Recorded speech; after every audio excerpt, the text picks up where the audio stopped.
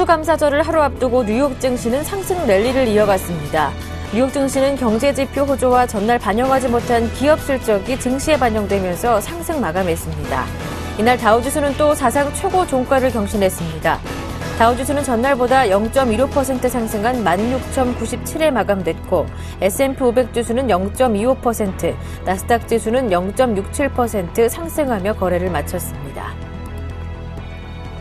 유럽 증시도 반등했습니다. 앙겔라 메르켈 독일 총리가 이날 대연정 합의를 이끌어낸 것이 호재로 작용해 독일에서는 집권 여당인 기독민주당과 제1야당인 사회민주당이 대연정 구성에 합의했습니다.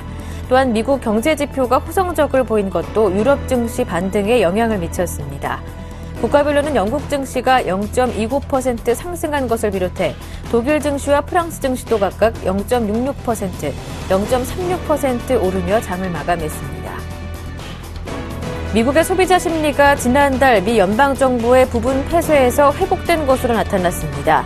톰슨 로이터 미시간 대학은 이달 소비자 신뢰지수 최종치가 75.1을 기록했다고 발표했습니다. 이는 전문가들의 전망치인 73.3보다 높고 지난달의 73.2와 11월 예비치인 71을 모두 넘어선 수치입니다. 전문가들은 10월에 있었던 정부 셧다운으로 악화된 소비자 심리가 시일이 지나면서 점차 개선된 것으로 해석했습니다. 향후 6개월 동안의 경기 동향을 보여주는 지표가 4개월 연속 상승하며 내년에 미국의 경제 성장세가 더욱 빨라질 것임을 시사했습니다.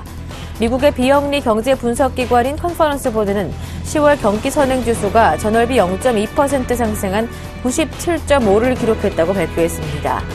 이는 9월의 0.9% 상승과 8월의 0.7% 상승에는 미치지 못하지만 전망치 0.0%를 상회한 수치입니다. 이날 컨퍼런스 보드는 9월 경기 선행지수를 0.7%에서 0.9% 상승으로 상향 조정했습니다. 이번 달 미국 중서부 지역 제조업체들의 활동이 예상보다 나쁘지 않았던 것으로 나타났습니다.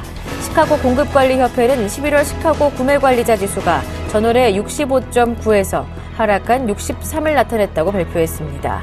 이는 이번 달 PMI 로이터 전문가 예상치 60을 상회한 수치입니다. 시장 전문가들도 이를 두고 미국의 제조업이 매우 건강한 상태인 것으로 해석했습니다. PMI 지수는 50을 상회하면 경기 확장을, 50 아래는 경기 위축을 나타냅니다. 앙겔라 메르켈 독일 총리가 이끄는 보수연합이 제1야당인 사회민주당과 대연정을 구성하는 데 합의했습니다. 여야는 17시간에 거친 마라톤 회의 끝에 최저임금제 도입과 연금, 과세 없는 인프라 확충 방안 등 그간 양진영이 대립했던 분야에서 합의점에 도달한 것으로 알려졌습니다. 그러나 대연정이 출범하려면 3인당 전 당원이 참여하는 투표에서 연정 합의 내용이 통과돼야 합니다. 3인당 투표 결과는 다음 달 14일에서 15일에 발표되며 협상안이 통과되면 메르켈 총리는 다음 달 17일 또는 18일에 정식으로 총리 자리에 오르게 됩니다. 안녕하세요. 굿모닝 대박예감 김보람입니다. 뉴욕 증시가 추수감사절 연휴 휴장을 앞두고 상승 랠리를 이어가는 모습이었습니다. 또다시 최고가를 보여줬는데요. 발표됐던 경제지표가 좋게 나타나면서 시장의 투자 심리는 경기 회복 쪽으로 초점을 두는 모습이었습니다. 우선 신규 실업장 청구 건수가 고용지표가 좋은 모습을 나타냈습니다. 소비 시즌을 앞두고 소비 심리를 나타내는 경제 지표에도 이목이 집중되고 있는 상황인데요. 미시건대가 발표했었던 10월에 11월에 소비자 신뢰 지수가 전망치보다 수정치가 높은 기록을 나타나게 되면서 소비 시즌을 앞두고 소비 심리가 회복되고 있다는 것을 다시 한번 확인해 볼 수가 있었습니다. 유럽 쪽에서도 호재가 있었습니다. 독일 메르켈 총리가 이끄는 기민당과 3인당이 대연정에 합의하면서 유럽 경제 회복에 조금 더 탄력을 받을 수 있지 않을까 기대감도 높아지는 모습이었는데요. 역시나 유럽 증시도 대체로 상승하는 모습이었습니다. 글로벌 증시 마감 소식 전해드리면서 오늘 목요일장 국내 증시 흐름까지 전망해 보겠습니다. 굿모닝 대박예감 지금 바로 출발합니다.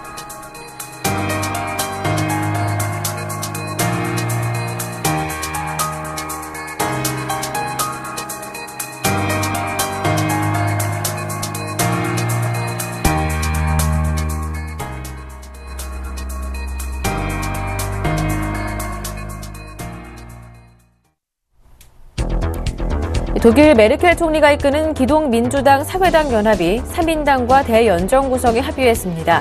이로써 메르켈 총리는 다음 달 17일부터 세 번째 임기를 시작할 예정입니다. 글로벌 이슈 진단 코너로 오늘 첫 순서 문을 열겠습니다. 레이크쇼어 인베스터스의 이현민 이사님과 함께합니다. 안녕하세요. 안녕하십니까. 먼저 수요일장이죠. 뉴욕 증시와 유럽 증시 어떻게 마감됐는지 확인해 보겠습니다. 역시나 뉴욕 증시 연휴를 앞두고 강한 랠리를 이어가고 있는데요. 또다시 최고가를 보여줬습니다. 경제지표 발표 성적이 굉장히 좋았다고 합니다. 자세한 내용 들어볼게요. 네, 말씀하신 대로 경제지표도 네.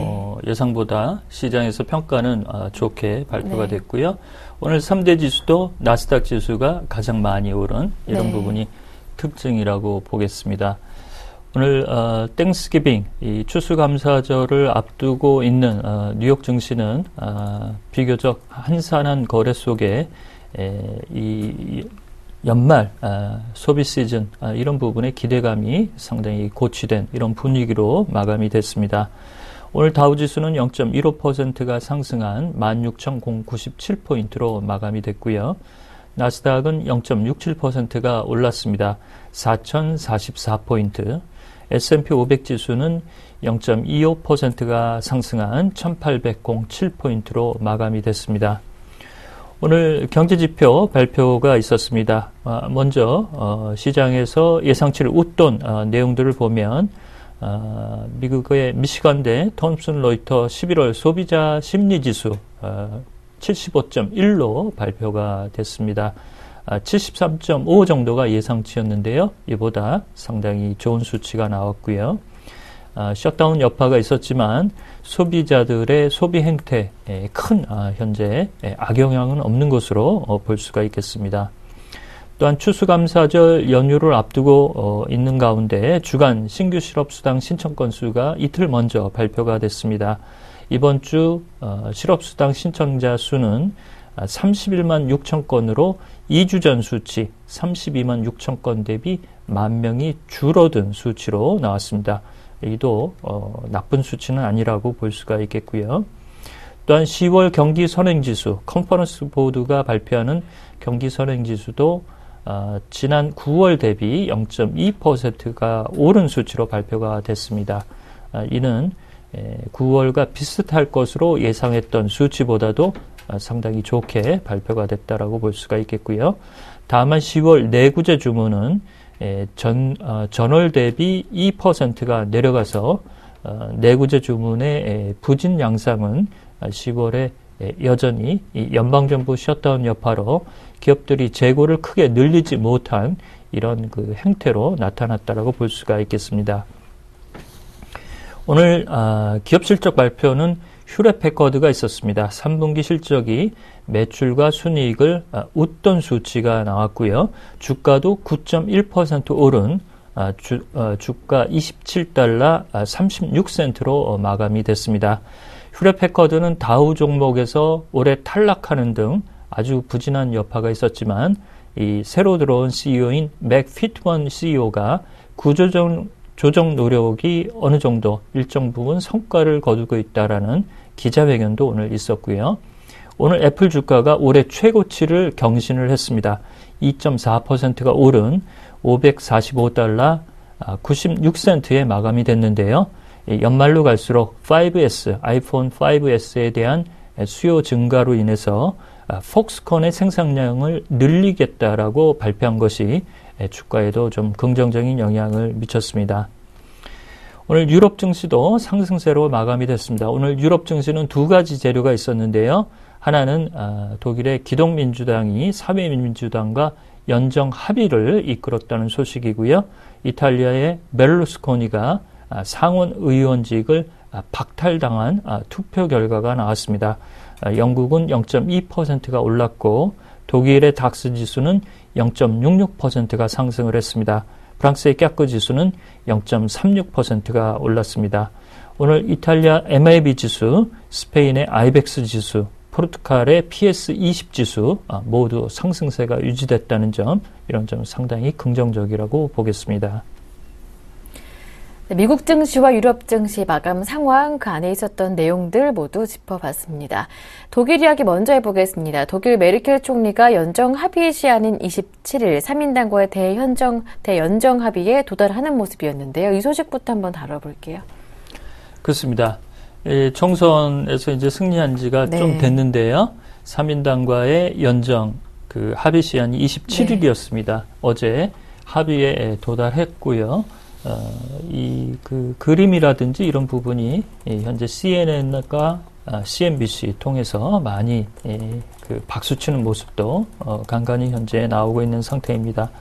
제1야당인 3인당과 연정 구성에 합의를 했고 현재 증세 문제 이런 부분은 다소 숙제로 좀 남겨놓긴 했지만 야당인 3인당이 요구하는 최저임금을 시간당 8.5유로로 높이자는 이 안에는 일단 현재 기독민주당이 양보를 했습니다. 따라서 3인당과 기독민주당의 전체 표결이 현재 남아있기는 하지만 일단 당 수뇌부가 연정 합의에 이르렀다라는 소식은 상당히 긍정적이라고 볼 수가 있겠고요. 이것이 이제 전체 표결에서도 무난히 표결 처리가 될 수 있겠느냐 이런 부분에 대해서는 다소 의구심을 내놓는 언론들의 지적도 있는데요. 슈페겔지가 여전히 복병이 남아있기 때문에 안심하기는 이르다라고 얘기를 했습니다만 대체적으로 3인당과의 연정을 다른 카드를 지금 쓰기에는 너무 시간이 좀 늦어버렸기 때문에 이런 쪽으로 분위기를 좀 몰아가지 않을까라고 볼 수가 있겠습니다. 이렇게 되면 다음 달 17일이나 18일 날 공식적으로 삼선 연임에 총리가 오르게 되는데요. 메르켈 총리가 이렇게 봉직을 하게 되면 유럽, 그 영국을 포함해서도 최장 총리로서의 기록을 남긴다는 이런 측면에서 보면 상당히 의미가 있는 내용이라고 볼 수가 있겠습니다. 3인당과의 연정 파트너 이런 부분은 좀 어려울 수 있다라는 시각이 초입 부분에 있었지만 연금과 인프라 확대 그리고 3인당이 그 이전에도 메르켈 총리의 기독민주당과 오랜 연고 관계가 있었기 때문에 약간의 불협화음이 있지만 잘 다독거리면서 갈 수 있을 것으로 관측을 하겠습니다. 한편 불확실성을 높이는 소식도 있었습니다. 중국이 동중국해 일방적으로 설정한 방공식별구역에 대해서 미국이 이제 묵인하지 않겠다라는 강경한 태도를 보이면서 지정학적 리스크가 동아시아 쪽으로 좀 빠르게 옮겨지는 양상을 보이고 있는데요. 어떻습니까? 그렇습니다. 오늘 뉴욕 증시는 이런 부분이 거의 반영이 안 됐는데요. 네.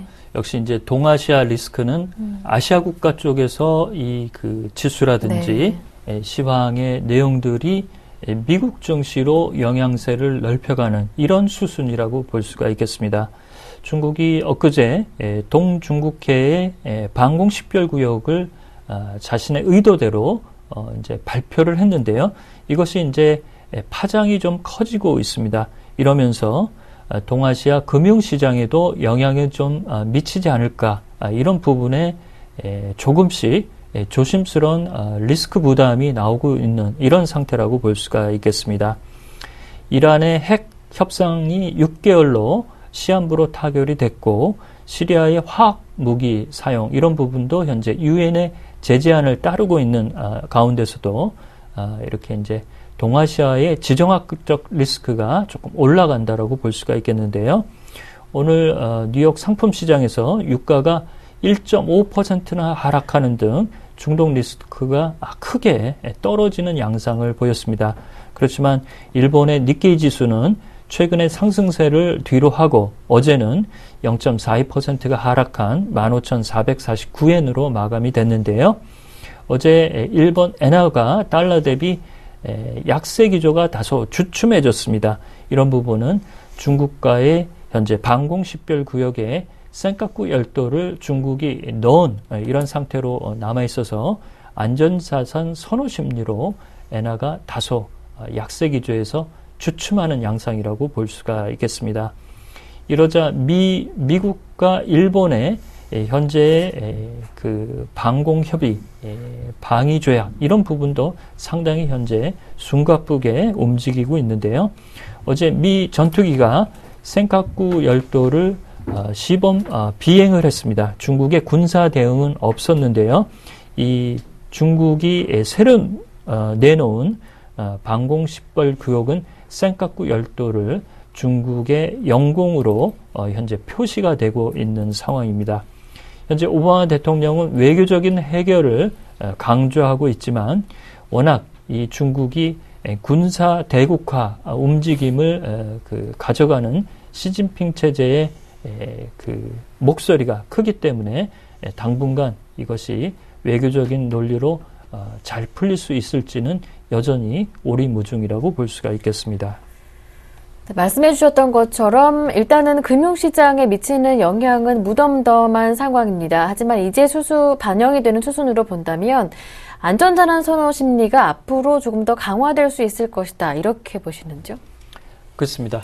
주요 아시아 지역의 코멘테이터들, 네. 이런 사람들이 이제 속속 얘기를 내놓고 있습니다.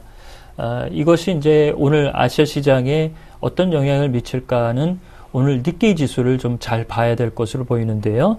오늘 뉴욕 외환시장에서 엔달러 환율은 102.12엔까지 올랐습니다. 102엔대도 들어갔는데요. 이런 부분에 그 니케이 지수가 이런 그 중국의 방공 식별구역에 겹치는 이런 공격적인 성향에 다소 주춤거릴 수 있는 지수 영향도 좀 커진다라고 얘기가 나오고 있습니다. ING의 파이낸셜 마켓의 팀 콘든 아시아 리서치 대표는 CNBC와 회견을 통해서 외교적 노력이 해결이 쉽지 않을 것으로 현재 보고 있고요. 위험을 반영하는 비용이 좀 더 올라갈 것으로 봤습니다. 또한 싱가포르 은행의 리처드 체럼 수석 연구원도 시진핑 리커창 체제, 특히 시진핑 현재 주석이 군사력 증진에 모든 역량을 강화하고 있고 새롭게 건조된 최초 항공모함에 실제로 시진핑 주석이 이에 탑승하는 등 군사 대국화의 야심이 매우 크다라고 얘기를 하고 있습니다. 중국과 일본의 영토 분쟁은 그것을 돌아서 미국과 중국과의 영토와 관련된 분쟁 기류까지 나올 수 있다라고 얘기를 하고 있고요. 이런 영토 분쟁이 장기화될 경우 니케이 지수 올해 50% 가까이 오른 이 니케이 지수가 조정 양상에 들어갈 공산이 크다라고 지적을 했습니다. 안전자산 선호 심리로 엔화가 약세 기조에서 다시 강세 기조로 돌아설 수 있는 리스크 요인이라고 지적을 했는데요. 이 중국의 방공식별 구역에 우리나라 이어도도 현재 포함이 되고 있는 상태입니다. 한국도 중국과의 방공식별 구역 이런 부분에서 이어도 문제에 대해서 여당과 정부 간의 합의점 그리고 중국과의 협상 이런 부분에 숙제가 좀 남아있다라고 볼 수가 있겠습니다. 이렇게 보면 동아시아 지정학적 리스크는 그동안 전통적으로 북한의 핵 문제로 회자가 됐었는데요. 이제는 중국과 일본의 영토 분쟁이 동아시아 리스크 부상으로 현재 달라지는 모습이라고 볼 수가 있겠습니다. 네, 글로벌 이슈 진단 오늘 순서 여기에서 마무리하겠습니다. 지금까지 레이크쇼어 인베스터스의 이현민 이사님과 함께했습니다. 고맙습니다.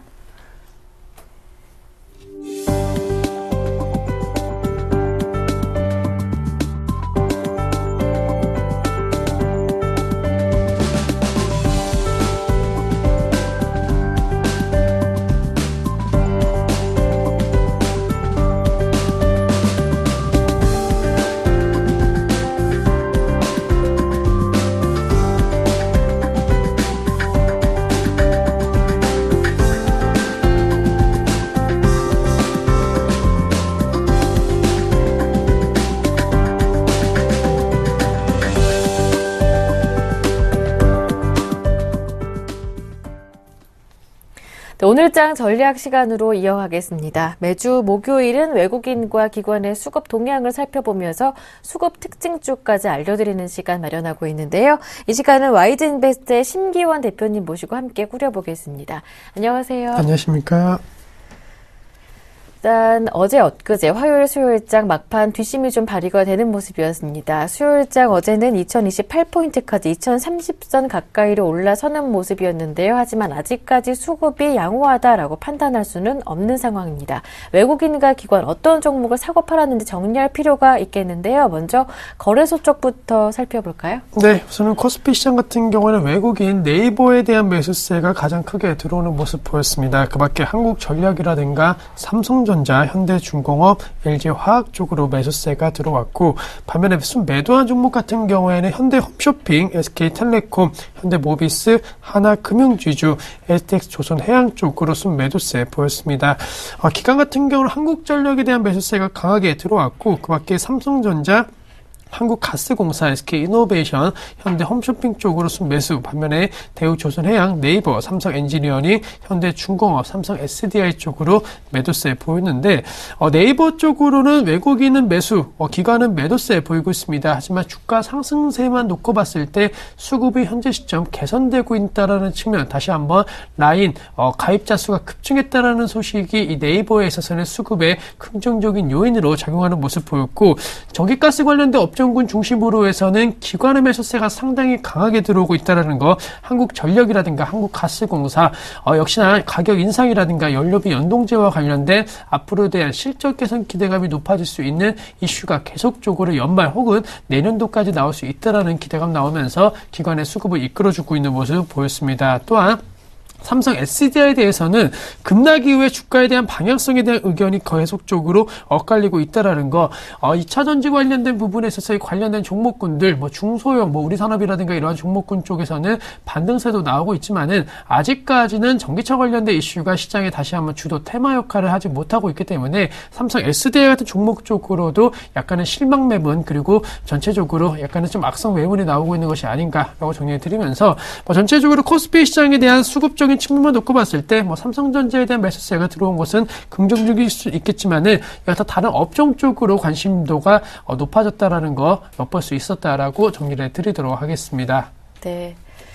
코스피 쪽에서 외국인과 기관의 동향을 살펴봤습니다. 네이버 같은 경우에는 전고점 돌파를 눈앞에 두고 수급은 더 개선되고 있다 진단해 주셨습니다. 앞으로의 흐름 긍정적이겠고요. 전기가스 업종 기관의 매수 연말까지 좀 기대해 보면서 흐름도 좋지 않을까라는 전망도 함께 엿볼 수가 있었습니다. 이번에는 코스닥 쪽 확인해 보겠습니다. 지수로 본다면 이제 바닥을 찾아가고 위쪽으로 방향을 잡아가는 모습 좀 느낄 수가 있는데요. 종목별로 본다면 외국인과 기관 어떤 종목 가장 많이 샀습니까? 네, 코스닥 같은 경우는 외국인은 인터파크, 서울반도체, 삼천리 자전거, CJ 오쇼핑, 파트론 쪽으로 매수, 반면에 파라다이스, CJ E&M, 셀트리온, GS 홈쇼핑, 모두투어 쪽으로는 매도세 보였습니다. 기관 같은 경우에는 GS 홈쇼핑, CJ E&M, 시젠, 덕산 하이메탈, SM 쪽으로 매수, 반면에 서울반도체, ELK, 원익 IPS, CJ 오쇼핑, 인터파크 쪽으로는 매도세 보이는데, 전체적으로 유통업체 중심으로 해서 코스닥 수급이 좀 혼조 양상 보이고 있다. 하지만 결론적으로는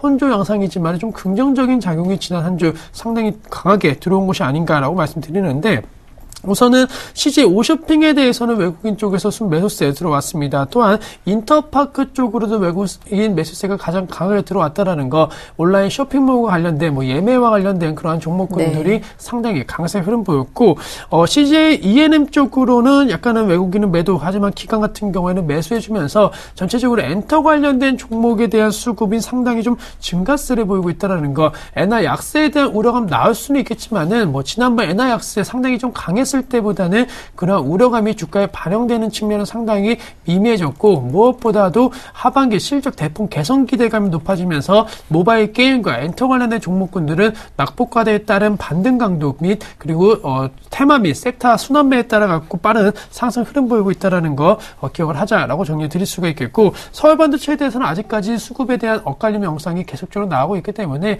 그러한 부분도 좀 체크해 보실 필요 있지 않을까라고 정리해 드리도록 하겠습니다. 네. 수급을 살펴보니까 그동안 코스닥 쪽에서 낙폭이 심했었던 모바일 게임주나 엔터주 쪽으로 일단 수급 쪽으로 긍정적인 신호가 잡혀가고 있다는 점, 주가 흐름도 마찬가지다 진단을 해볼 수가 있었습니다. 지금까지 외국인과 기관의 동향을 살펴봤고요. 마지막으로 개인 쪽도 한번 살펴봐야겠어요.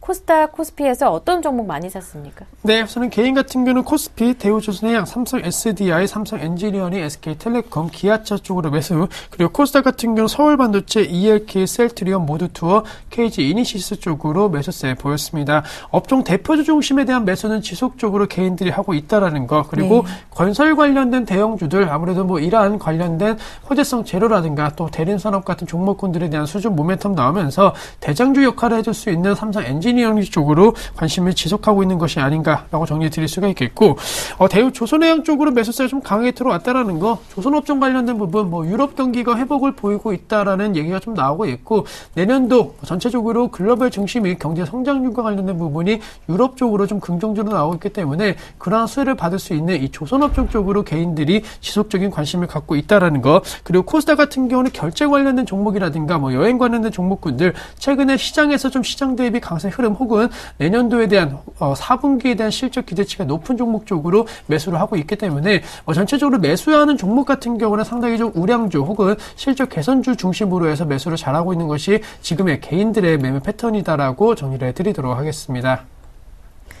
네, 마지막으로 외국인과 기관의 수급 동향을 살펴본 결과 지금 개인이 투자자분들이 사볼 만한 종목이 있다면 어떤 종목인지 수급 특징주 알아볼게요. 네, 우선은 제2기획 쪽으로 좀 말씀드릴 수가 있는데, 제2기획 같은 경우에는 수급이 개선되고 있는, 수급이 좋은 종목은 아닙니다. 하지만 그만큼 수급이 악화되었다라는 거, 이제 좋아질 수 있는 시점이 아닌가라고 정리를 해드리면서 수급 개선 기대주로서 한번 생각을 해보자라고 정리해 드릴 수가 있겠고, 해외에서에 대한 실적 개선 기대감이 커지면서 단순히 내수주가 아닌 이제는 실적 개선 기대감이 큰 성장주 로서의 기대감으로 주가가 반등할 가능성 높을 것으로 판단되고 있습니다. 따라서 그러한 부분 체크를 해보실 필요가 있겠고, 또 테마적인 재료에 있어서는 역시나 내년도 빅 이벤트와 관련된 부분이 언급될 수 있다는 거, 그런 부분에 있어서 광고 산업은 꾸준하게 성장할 수 있을 것으로 판단되고 있기 때문에 26,000원 부분에서 매수를 하신다라고 한다면 큰 무리가 없을 것으로 판단되고 있고, 단기 목표가 29,500원 그리고 손절가 23,000원 제시드리면서 다시 한번 연중 신고가 연말 랠리에 있어서 한번 이 종목 크게 한번 잡아보자라고 정리를 해드리도록 하겠습니다. 관심 종목으로 제1기획 받아봤습니다. 관심 있으셨던 분들이라면 전략 참고해서 대응해 보시길 바랍니다. 지금까지 심기원 대표님과 함께했습니다. 고맙습니다.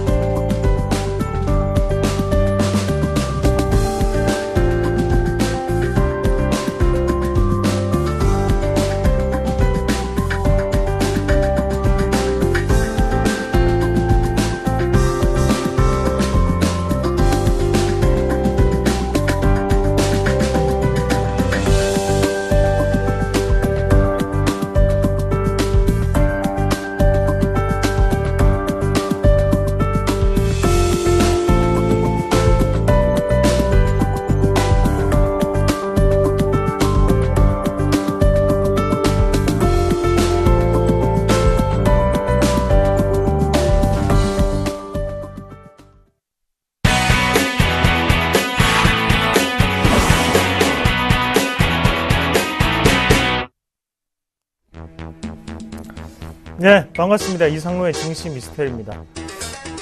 어제 문득 홈쇼핑을 보게 되었습니다. 시청률이 많이 올랐다고 하는데 과연 그들의 주가는 어떻게 되었을까요? 또한 우리가 날씨가 추워지면서 모바일 쇼핑을 많이 한다는데 그 회사들은 어떻게 되었을까요? 그 회사들이 직접적으로 매출이 늘어나는지, 아니면 우리에 대한 이런 기대감인지, 아니면 이런 계절적인 요인 때문인지 주가는 왜 오르는 것일까요? 오늘 한번 알아보도록 하겠습니다. 그 중에서 대표적인 종목 CJ 오쇼핑에 대해서 말씀을 드리겠습니다. CJ 오클락인가요?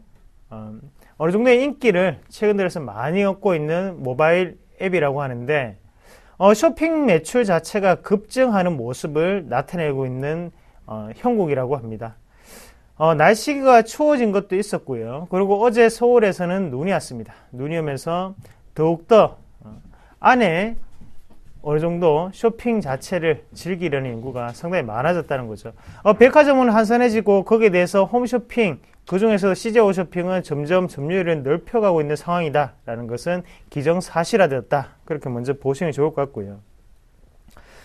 그리고 미국은 12월 달이 연말 가장 큰 최대 소비 시즌입니다. 거기에 한국도 마찬가지로 12월 달이 되면 상당한 행사들이 많죠. 거기에 대해서 소비에 대한 붐이 일어날 정도로 크게 올라갈 수 있다는 점이 바로 기대감이 작용하고 있구나라는 부분을 우리가 한 번 더 파악을 하실 수가 있겠고, 그리고 앞서 말씀을 드렸듯이 모바일 쇼핑에 대한 부분이 확대가 되고 있다는 거죠. 자, TV 광고가 있습니다. 그리고 모바일 광고가 있고요. 어떤 것이 돈이 더 많이 들어가겠습니까? 당연히 TV 광고가 돈이 많이 들어가겠죠. 하지만 이런 쇼핑 관련주 같은 경우에는 광고비 같은 경우에는 당연히 TV 광고가 더 많이 들어가지만 실질적으로 구매 의욕을 더욱더 부추길 수 있는 것은 바로 모바일 광고거든요. 그런 관점에서 본다면 이런 모바일에 대한 어느 정도 쇼핑의 증가 자체가 수익성 개선이 될 수 있겠구나, 마진 자체가 상당히 많이 남을 수 있는 구조가 되어 가는구나 라는 부분을 우리가 한 번 더 체크를 하실 필요가 있다는 거죠. 자, 주가 추이 한번 같이 보도록 하겠습니다. 일봉상으로 우리가 한번 보시면 전형적으로 지금 하단에 121선 그리고 61선 자체를 지지를 받고 꾸준히 우상향하는 모습을 나타내고 있고요.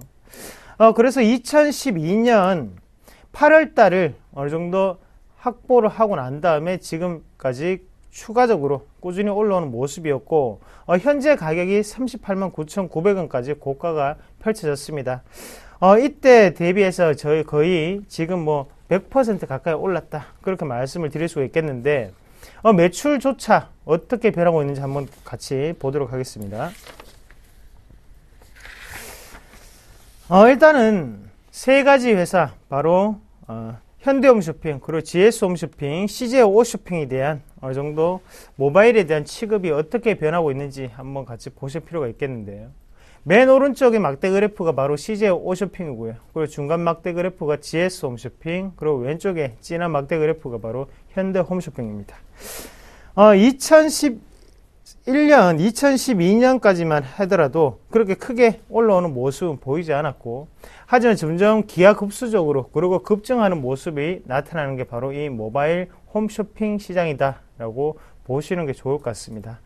그리고 2014년에는 지금보다도 더욱더 크게 성장하지 않겠나 라는 전망치를 내놓고 있는 게 바로 전문가들 입장이고요. 또한 CJ홈쇼핑 같은 경우에는 해외 사업에 대해서도 추가적으로 변하고 있는 모습을 우리가 발견하실 수 있다는 거죠. 어떻게 본다면 2011년, 2012년에는 씨를 뿌리는 기간이었다면 지금은 어느 정도 수확을 할 수 있는 구간으로 넘어오고 있다라고 우리가 먼저 살펴보시는 게 좋을 것 같고, 여기에 말하는 해외라는 것은 바로 중국 매출을 뜻하는 거겠죠. 그런 부분에서 본다면 CJ홈쇼핑 같은 경우에도 해외 어느 정도 글로벌적인 분위기 자체를 상당히 빨리 인식하고 거기에 대해서 일찍 투자에 나섰던 기업이었구나 라는 부분을 체크를 하실 필요가 있겠고요. 그리고 이익 성장률인데요. 2012년 1분기부터 꾸준히 올라오다가 그리고 항상 4분기에는 크게 올라오는 모습이 나타나고 있습니다. 그리고 2013년 4분기에도 어느 정도 기대를 하고 있는 게 바로 이 이익 성장률, 바로 마진 추이라고 보시는 게 좋을 것 같습니다. 그래서 주가 추이 보면서 앞으로의 전망을 좀 예상을 해본다면, 현재 같은 경우에 상당히 좋은 모습을 꾸준히 나타내고 있습니다. 그래서 이런 추세는 당분간은 무너지긴 쉽지 않을 것 같고요. 대신 현재 우리가 가장 걱정을 해야 되는 것은 고평가되어 있는 게 아닌가, 그리고 지금이 꼭지가 아닌가, 그런 걱정들을 시청자분들이 상당히 많이 하실 겁니다. 일단 현재 EPS 기준 PER 같은 경우에는요 15.3배거든요.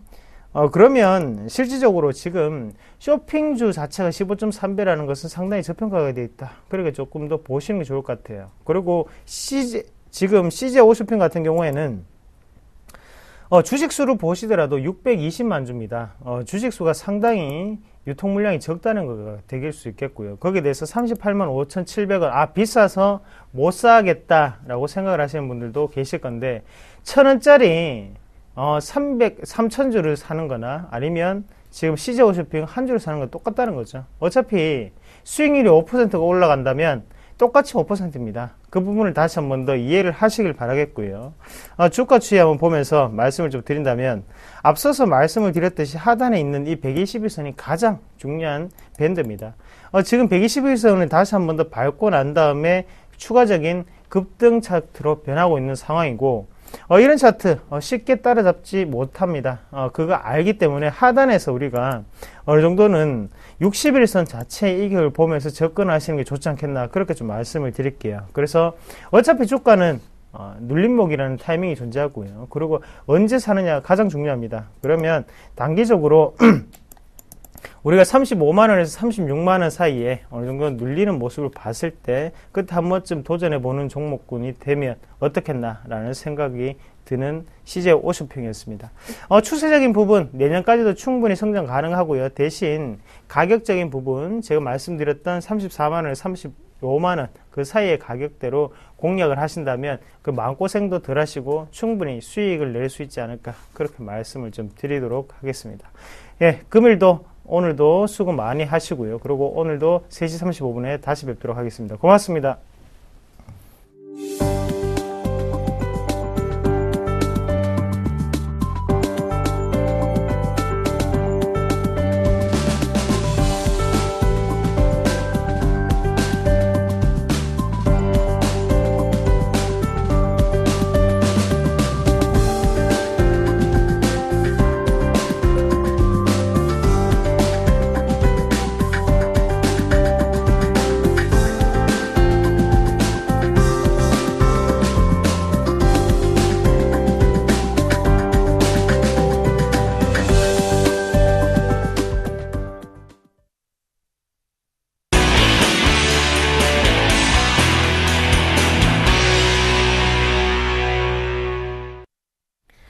경제 기사만으로는 알 수 없는 글로벌 이슈들의 숨은 의미들을 알려드리는 시간입니다. 김동섭의 일당백 시작하는데요. IM투자증권 김동섭 이사님 모셨습니다. 안녕하세요. 네, 안녕하세요. 네, 김동섭의 일당백 첫 번째 라운드 지금 바로 출발합니다.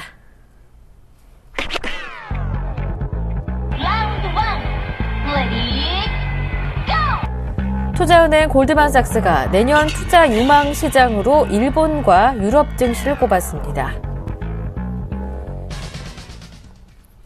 일본과 유럽 시장에 투자 확대를 권했는데요. 일본은 내년에도 아베노믹스의 개혁이 꾸준한 성장을 보일 것이다, 진전을 보일 것이다, 이렇게 전망을 했고요. 유럽도 경제 회복세가 뚜렷하게 나타날 것이다 라는 전망이었습니다. 하지만 미국도 일본을 제외한 다른 아시아 지역도 비중을 축소해야 한다는 의견도 덧붙였어요. 제가 볼 때는 유럽에 대해서만큼은 맞는 것 같습니다. 네. 왜냐하면 지금 스페인이라든가 이런 나라들이 지금 어려움을 벗어나고 있어요. 그리스도 재정을 흑자로 돌리는 그런 상황이 발생하기 때문에 추가적인 구제금이 필요 없다, 이런 부분을 보이기 때문에 실제로 본다 그러면 유로존은 가능성이 있습니다. 근데 일본에 대해서만큼은 반대 의견을 제시합니다. 왜 그러냐면 일본은 올해 45%가 올랐어요. 일단 45%가 올랐고, 아마 골드만삭스는 일본이 수출을 증대하기 위해서 엔화를 더 약세로 끌고 갈 것에 대한 어떤 기대치 반영을 이제 아베노믹스와 연계해서 얘기하는 것 같고요.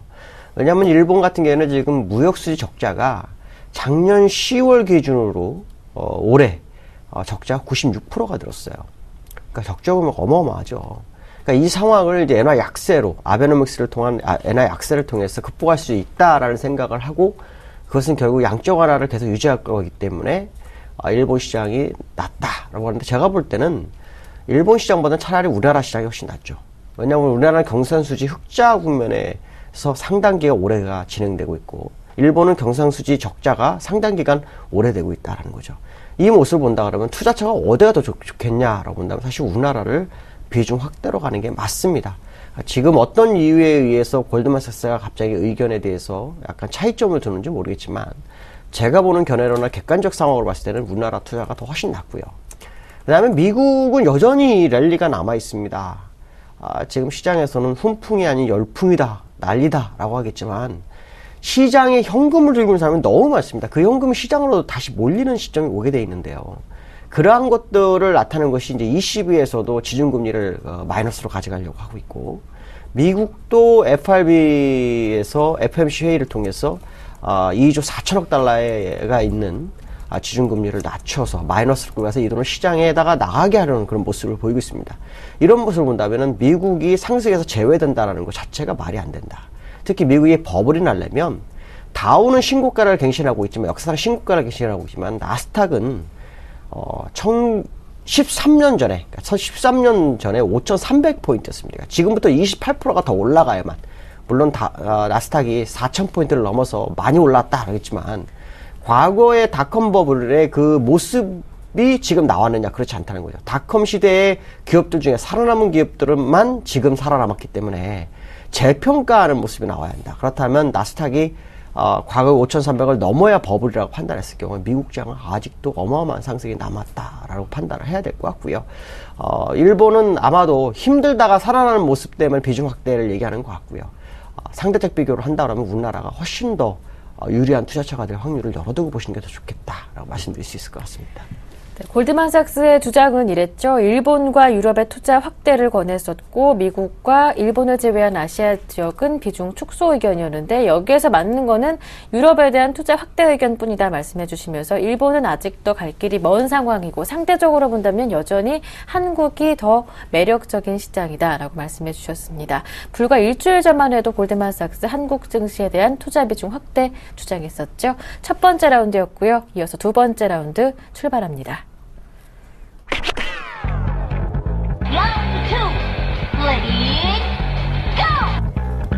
중국이 만기 도래한 통화안정증권의 재발행을 중단하는 등 통화정책 완화 의지를 드러냈습니다.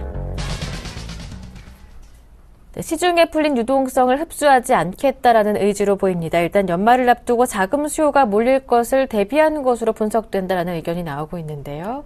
이거는 이제 사실 핑계고요. 네. 얼마 전에 그 7일물 금리가 또 6월처럼 뛰려는 모습을 보였거든요. 그러니까 시장에 지금 자금 경색이 있다는 것을 중국이 인정을 한 거고요. 통화안정증권을 발행하게 되면은 이게 시중 유동성을 다시 흡수하는 그런 결과인데, 이거를 중지하고 오히려 이달에만 한 1,000억 위안 정도를 시장에 풀어줬습니다. 이 모습을 본다면 결국 중국이 통화정책을 안 쓰려고는 하는 모습은 보이고 있지만 실질적으로 그러지 못한 모습이다. 항상 말은 해놓고 뒤로 다 할 일은 다 하고 있는 것이 중국이라는 거죠. 경기병 안 한다고 그러면서 미니 경기병을 엄청 크게 하는 모습이었고, 또 지금 통화정책을 안 쓴다고 하면서도 시장의 여갈피를 통해서 시장에 풀어주는 모습을 본다면 역시 중국이 자금이 상당히 좀 많이 필요한 상황이 아닌가라는 부분인데요. 중요한 것은 뭐냐면, 긴축기조가 정부의 어떤 생각일지 모르겠지만 시장에서는 완화 기조를 원하고 있다라는 것을 나타내고 있고, 그것을 인민위에서 실행하고 있는 모습을 보인다면 중국이 상당폭 상승할 수 있는 기회가 있지 않겠느냐라는 부분을 봐야 될 것 같고요. 실제로 뉴스로 나온 중국이 내년도에 한 20% 정도 성장을 할 것이다 라는 얘기를 하고 있습니다. 주식시장이. 제가 볼 때는 그보다 더 많은 상승할 확률을 좀 열어두고 보시는 것도 나쁘지 않다라고 말씀드릴 수 있을 것 같습니다. 네. 통화정책을 안 쓰려고 중국 재정정책 쪽으로 쓰려고 하는 모습이지만, 일단 통화정책에 손을 이렇게 대는 모습, 결국 중국 정부가 자금 경색이 있다라는 사실을 인정하는 꼴이 아니냐 말씀해 주셨고요. 일단 긴축 우려가 불식시켜준다면 앞으로 중국 증시 더 오를 수 있는 기반도 마련될 수 있을 것이다라는 전망까지 함께 들어봤습니다. 두 번째 라운드였고요. 마지막 세 번째 라운드 출발합니다.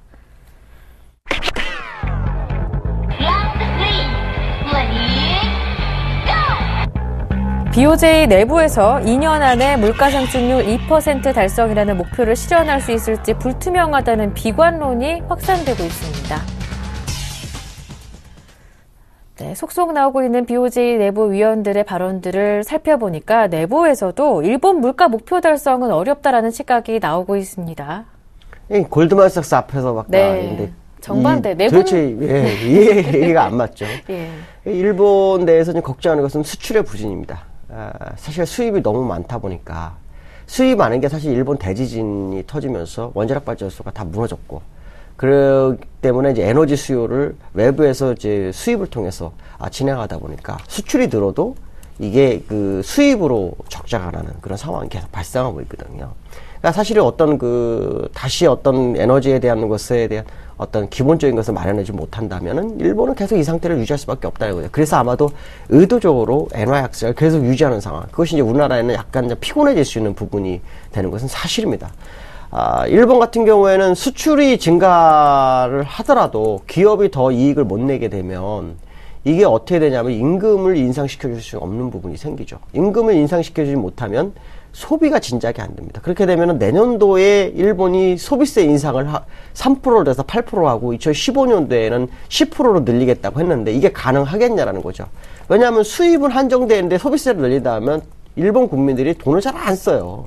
안 쓰는 국민 입장에서는 이걸 소비세가 증가한다 해서 얼마나 더 세금이 거치겠느냐에 대한 부분. 그 다음에 일본이 수출해서 더 그 이익을 많이 내는데 그렇지 못한 상황이 발생한다 그러면 투자도 안 된다는 거죠. 그러니까 이런 부분들이 인플레이션을 유발시키겠냐라는 부분입니다. 그래서 일본 BOJ 의원들 사이에서도 이 인플레이션 수치를 낮춰야 한다는 얘기가 나오고 있거든요. 그만큼 일본이 어려운 상황인데 골드만삭스를 오히려 비중 확대를 얘기하고 있는데 참 이해할 수 없다. 어쩌면 엔화 약세가 우리나라에는 약간 수출에 영향을 줄 거라고 생각하는 것 같고, 일본한테는 수출이 늘어날 거라고 이 부분 아마 얘기한 것 같은데, 제가 볼 때는 우리나라 국민만큼 현명한 국민들도 없습니다. 아마 골드만삭스의 어떤 보고서의 잘못된 모습이 나타날 것이고, 그것이 일본 내부에서도 실제로 나타나는 것이 아니냐, 이렇게 판단할 수 있을 거라고 말씀드릴 수 있습니다. 네, 이렇게 세 번째 라운드까지 마무리를 해보니까 두 번째, 세 번째 라운드의 내용 자체가 첫 번째 골드만삭스의 의견에 반박 논거가 될 수가 있겠네요. 일단 중국 증시 더 오를 수 있을 것이다라는 것, 중국 내부에서 조금 분위기를 확인을 해볼 수가 있었고요. 일본 내부에서도 이렇게 성장에 대해서 회의적인데, 물가 목표치 달성에 대해서 회의적인데, 내년 일본 비중 확대 과연 근거가 있는 주장일지도 다시 한번 확인해 볼 필요가 있겠습니다. 마지막으로 독일 얘기 잠깐만 나눠볼 수 있을까요? 독일에서 대연정 소식이 있었습니다. 앞으로 유럽 경제 회복에 대해 기대하는 목소리도 좀 높아지고 있는데 어떻게 보시는지요? 사실은 그 메르켈 총리가 긴축을 굉장히 강조를 했던 사람입니다. 근데 네. 그 시점에는 그럴 수밖에 없었던 게 독일이 유로존을 먹여 살리는 그런 상황이거든요. 그래서 돈을 풀거나 구제금을 하게 되면 그만큼의 지분만큼 독일이 돈을 써야 되는 건 상황이다 보니까 그렇게 되면은 3선을 할 수가 없는 상황이 되죠. 그래서 아마도 긴축을 강화했는데 이제 3선이 됐다면 약간의 그 긴축을 완화할 수도 있는 그런 상황이 될 수 있다라고 봐야 될 것 같고요. 아마도 유로존은 새로운 어떤 방향성을 제시해 줄 수 있는 좋은 시점이 되지 않았느냐라는 부분입니다. 왜냐하면 연정에 실패하게 되면 재선거 가능성이 있었는데 이 부분을 불식하는 부분이 나왔다. 결국 유로화를 약세로 끌고 가는 그런 상황이 나타날 수도 있다라는 생각을 해야 될 것 같습니다. 네. 네, 마지막 유럽 시장에 대한 전망까지 함께 이야기 나눠볼 수가 있었습니다. 지금까지 김동섭 엘당백 IM투자증권 김동섭 이사님과 함께했습니다. 고맙습니다. 네, 감사합니다. 네, 굿모닝 대박예감 오늘 순서 여기에서 마무리하겠습니다. 오늘 목요일장도 서울경제TV와 함께 전략 세우시길 바랍니다. 저는 내일 아침에 다시 올게요. 행복한 하루 보내십시오. 고맙습니다.